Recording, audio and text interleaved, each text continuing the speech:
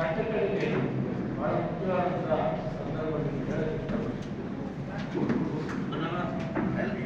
Open ಮಾಡಿಬಿಟ್ಟು ಅದರ ಮುಖಾಂತರ 19 ರೂಪಾಯಿ 1 ಕೆಜಿ ಅಕ್ಕಿಯನ್ನು 19 ರೂಪಾಯಿ ಮಾರಾಟ ಮಾಡ್ತಾರೆ.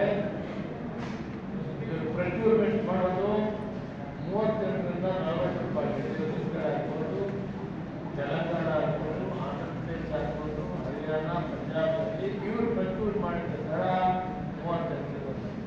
ಇವರು ಮಾರಾಟ ಮಾಡಿದ ದರ 19. ಸ್ಟಾಕ್ ಜಾಸ್ತಿ ಆಗಿದೆ. ರಾಜಕೀಯವಾಗಿ ಕರ್ನಾಟಕ ರಾಜ್ಯ ಕೂಡ ಸಾಧ್ಯವಿಲ್ಲ. ನಾವು ಕೊಟ್ಟರೆ ಕಾಂಗ್ರೆಸ್ ಅನುಕೂಲ ಆಗ್ತದೆ ಅನ್ನೋದ್ರಿಂದ ಇಲ್ಲ ಅಂತೇಳಿ ಸ್ಟಾಕ್ ಜಾಸ್ತಿ ಆದಾಗ ಅದನ್ನು ಅನಿವಾರ್ಯವಾಗಿ ಮಾರಾಟ ಮಾಡಬೇಕಾಯ್ತು. ಅಂಥ